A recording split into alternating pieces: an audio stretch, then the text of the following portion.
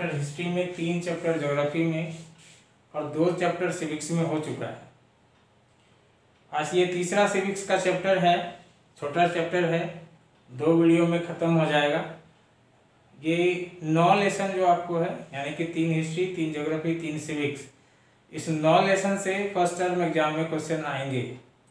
ठीक है, तो ये 9 लेसन आपको रिवाइज करना है, इसका क्वेश्चन आंसर याद करना है। 50 नंबर का ऑब्जेक्टिव होगा, 30 नंबर का सब्जेक्टिव होगा जो आंसर लिखने वाला होता है, उसको घर में आपको लिखना है और लिख के उस कॉपी को सबमिट करवाना है स्कूल में, पेरेंट के द्वारा सबमिट करवा देना है। जब एग्ज़ाम ख़त्म होगा तब सारा पेपर को एक साथ सबमिट करके अलग अलग पेज में हर विषय का करके भेज देना है। तो उससे तब 30 नंबर वो उसका होगा। और 20 मार्क्स जो है वो है आपने कितना क्लास, वर्चुअल जो क्लास किया है वो कितना किया है, उसमें आपका अटेंडेंस कितना है, इस आधार पर 20 मार्क्स वो मिलेंगे। तो टोटल 100 मार्क्स का हो गया एग्ज़ाम। कैसे कैसे मार्क्स मिलेंगे, किस तरह का एग्ज़ाम होगा, मैंने ये बता दिया। ठीक है, तो आज का जो चैप्टर है वो है स्टेट गवर्नमेंट, चैप्टर 3 सिविक्स का। तो इसमें हमको क्या क्या पढ़ना है स्टूडेंट, आप एक बात और बता देते हैं कि स्टैंडर्ड 6 में हमने पढ़ा था लोकल गवर्नमेंट, है ना, म्यूनिसिपैलिटीज के वगैरह के बारे में, कि लोकल गवर्नमेंट, ग्राम पंचायत, नगर निगम के बारे में पढ़ा था, याद है। स्टैंडर्ड 7 में हम पढ़ेंगे स्टेट गवर्नमेंट के बारे में, जो अभी पढ़ रहे हैं स्टेट गवर्नमेंट, और क्लास 8 में पढ़ेंगे नेशनल गवर्नमेंट या सेंट्रल गवर्नमेंट के बारे में। ठीक है, तो जिस तरह से हर क्लास में बटा है, जैसे कि हिस्ट्री पढ़े थे एनिशियंट क्लास 6 में, 7 में मेडिवल और फिर 8 में मॉडर्न, उसी तरह से हर चैप्टर एक दूसरे से, हर क्लास से जुड़ा हुआ रहता है। तो हम इसमें क्लास 7 में स्टेट गवर्नमेंट पढ़ने वाले हैं। ठीक है, तो इसमें क्या कौन कौन सा टॉपिक पढ़ना है, the Indian federal union, state legislature and executive, different function of governors, union territories, इन सब के बारे में इस टॉपिक में, इस चैप्टर में जानने वाले हैं। ठीक है, और जो पहला टॉपिक है आपका इंडिया फेडरल यूनियन, ये क्या होता है कि स्टूडेंट, फेडरल मतलब होता है संघीय व्यवस्था वाला देश। अब संघीय व्यवस्था मतलब क्या, कि ऐसा देश है भारत जहां पर कि केंद्र और राज्य दोनों तरह के सरकारें होती है, केंद्र सरकार होते हैं और राज्य सरकार होते हैं। जहां जिस देश में 2 या 2 से अधिक लेवल की सरकार होती है वो फेडरल फॉर्म वाला देश होता है।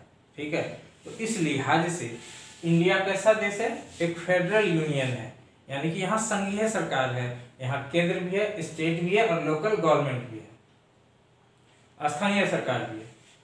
तो India is a federal union with 28 states and 9 union territories. 28 राज्य हैं, 9 केंद्र शासित प्रदेश हैं। इधर जो बदलाया है कुछ आपको ध्यान में होगा, जम्मू कश्मीर को अब यूनियन टेरिटरीज में ले आया है, तो एक राज्य घट गया और 2 यूनियन टेरिटरीज बढ़ गए। जम्मू एंड कश्मीर एंड लद्दाख जो है 2 अलग अलग यूनियन टेरिटरीज बनाए गए हैं। India has a federal form of government, यानी कि भारत एक संघीय सरकार व्यवस्था वाला देश है। इट मीन्स 2 और मोर लेवल ऑफ गवर्नमेंट, क्योंकि यहाँ पे 2 या 2 से अधिक स्तर की सरकारें हैं। हमने बताया ना, यहाँ 3 स्तर की सरकारें अपने यहाँ, कौन कौन सा, एक central government, state government and local government, जिसमें कि पंचायत स्तर पर होता है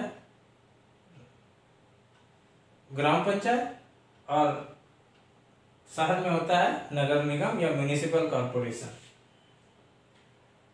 The Constitution has divided the powers and function of the 2 government in clear terms.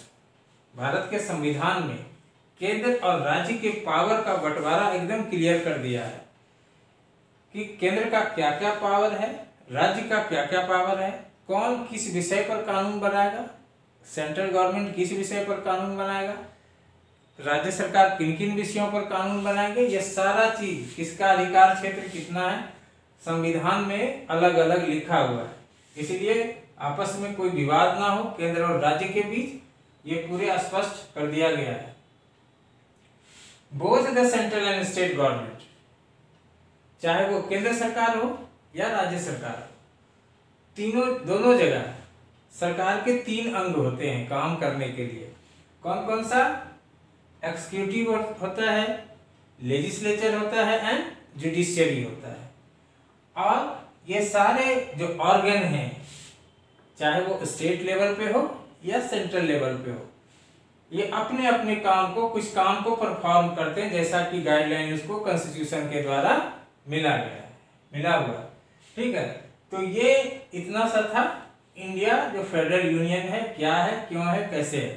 ठीक है, अब है द स्टेट लेजिस्लेचर, राज्य की जो विधायिका होती है। स्टूडेंट, आप समझने का कोशिश करना कि जिस तरह से पूरे देश के लिए एक संसद भवन होता है, पार्लियामेंट जिसको बोलते हैं, उसी तरह से स्टेट के लिए भी एक पार्लियामेंट होता है, संसद होता है, जिसको कि स्टेट लेजिस्लेचर कहते हैं।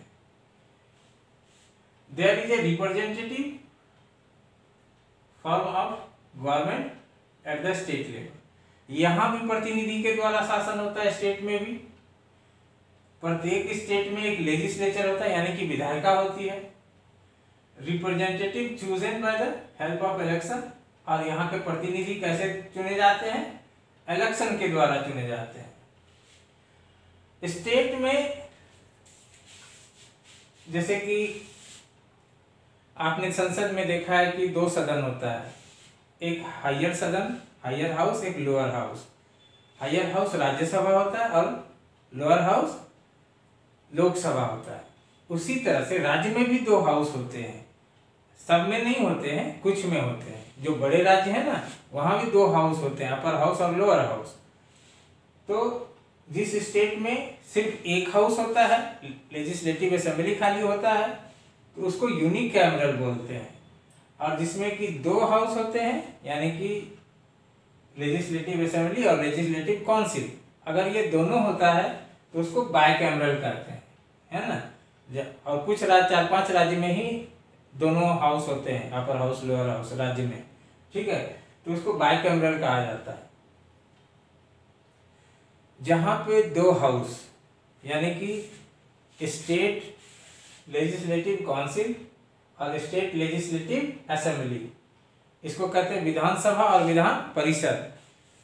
तो जिस राज्य में विधानसभा और विधान परिषद दोनों होते हैं, उसको बाइकैमरल कहते हैं।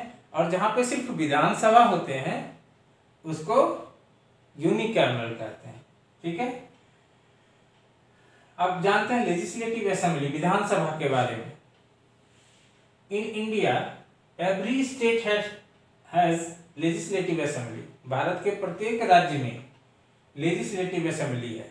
ठीक है, विधान परिषद, विधानसभा हर राज्य में है, विधान परिषद किसी किसी राज्य में है, लेकिन विधानसभा हर राज्य, 28 राज्य में। Which has member in proportion to the state's population। State legislative assembly में कितने मेंबर होंगे, ये वो इस बात पर डिपेंड करता है उस राज्य का पॉपुलेशन कितना है। पॉपुलेशन ज़्यादा होगा तो मेंबर ज़्यादा होंगे, पॉपुलेशन कम होगा तो असेंबली में मेंबर कम होंगे। Members of legislative assembly known as MLAs. और जो लेजिस्लेटिव असेंबली के मेंबर होते हैं उसको एमएलए कहा जाता है ना, मेंबर ऑफ लेजिस्लेटिव असेंबली।